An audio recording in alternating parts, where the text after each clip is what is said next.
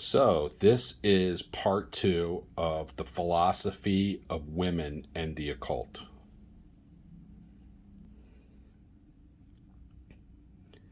So, on this side, we have Isis and Horus, the Virgin Mary and Christ. And why are they in the same literal position? It's because Isis is the Virgin Mary, and the Virgin Mary is Isis. Christianity goes back into the Egyptian religion, and as we're going to talk about here in this part, is that connection. So, if you watched my last video, you saw I talked about what the word woman really means, and that means is that the male, the penis enters God's portal, which is the vagina. And a hole, spelled backwards, is Elohim. And so why does the man enter the woman? To be in God's portal, which is a hole. And the hole is Elohim in Hebrew, which is God is among us, or we are among God. So man and woman have sexual relation to become one with God. And that's what the word woman means. And in part one, I had talked about, the constant battle that's going on in our subconscious with our conscious mind, right? Like, our spirits are eternal beings. They live forever. There was no beginning or end for us, right? Just like God. And we understand all the principles of science, nature, how the universe works, when our full consciousness is together in the spiritual world. But when we're here in this reality, our consciousness is like, we have amnesia. We have to learn everything from scratch, right? But our subconscious knows these truths, which is, if your life is spinning out of control, right, and you're having any kind of issues, whether they're health, financial, relationship issues with the people you love, it's because the universe is trying to get a hold of you. And the way the universe does that when you're not paying attention is causing you pain. And it will cause you more pain until you're willing to listen, until you hit rock bottom and you're like, please, dear God, save me, right? Because then you're willing to listen. So that's what this video is. And if you're here and your life is already in harmony, then great, because you already understand what I'm saying, and like, you're expanding your mind and opening your pineal gland to learn more. So part of the big social zeitgeist that has been going on for a few decades really is the roles of man and woman in society and the patriarchal system that we're under, right? And the main religions that the Western world fall under, Islam, Judaism, and Christianity, are all patriarchal, right? And it's almost as if the feminine side of our divinity has been neutered, right? And why is that? Well, first off, it's due to the zodiac sign that we're currently in, right? The way the vibrations are from of how all the planets are placed and aligned, and how their frequencies and energies strike the planet, right? We're currently vibrating at a very low level, right? And when these religions were created, unfortunately, the people who designed these religions, right, they purposely neutered the female vibration that we all have, right? As I said in my part one video, both men and women, men have female energies just as we do male energies, and women have male energies and female energies, right? And those two are supposed to be in balance, right? Like the yin yang.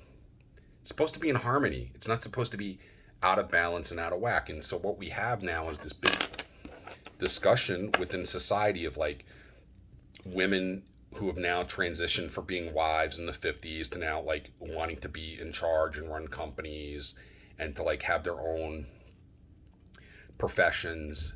And the big battles, if you watch TikTok or YouTube, there's all these channels where people talk about dating and marriage and all of this stuff, right? And the reason this is going on is because people are starting to understand subconsciously, right, that something's wrong. And what's wrong is that these religions have put all of us out of balance in a spiritual sense, because we really have discarded the female vibration of spirituality, right? So I think a lot of women are already understood this, or are starting to see, and I think there are a lot of men who are starting to understand this too, right? So I'm going to show you some things here to show how Christianity and etc. like have taken from the Egyptian religion, right, and incorporated it into modern day Christianity, Catholicism, etc. Okay, so the Ankh was originally the Ankh was a symbol that the Egyptians used, right? That was a symbol of balance. This is the woman, the vagina. This is the male, phallic symbol, the penis, and it represented balance, right? The cross. But then the Christians got rid of the female portion, right? Oh shit, there I go again. They got rid of the female portion and made it male dominated. And they did this in all of the religions that are currently going on, that we have now, Islam,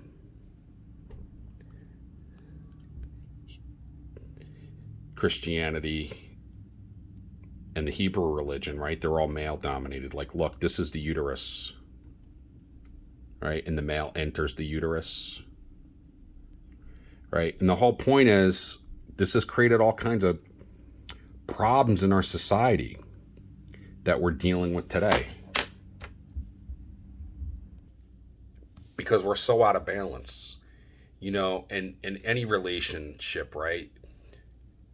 If you're a man and you're dating a woman, right? You should be in balance with that person, in harmony, right? Like, one person shouldn't rule over the other. It's a fine balancing act, right? Like, each side brings different skills and energy to the relation to become one, right? And this applies to whatever your dating situation or marriage situation is, right? Like, so just understand, that's what I'm saying, is like any relationship you're in where that person is the primary person who you spend all your time with, you have sexual relationships with, right? No one person should be dominating the other person. That's not the point of like how we as a man or a woman come together, right? It's supposed to be equal. We all bring separate traits and energies to the table, right? Like, men tend to be stronger, so we do the physical work. Women tend to be more connected to God, so they bring us to God, right? And we could go further into all of those things, but the really big thing is if you want to have a successful relationship with somebody, right, it has to be balanced.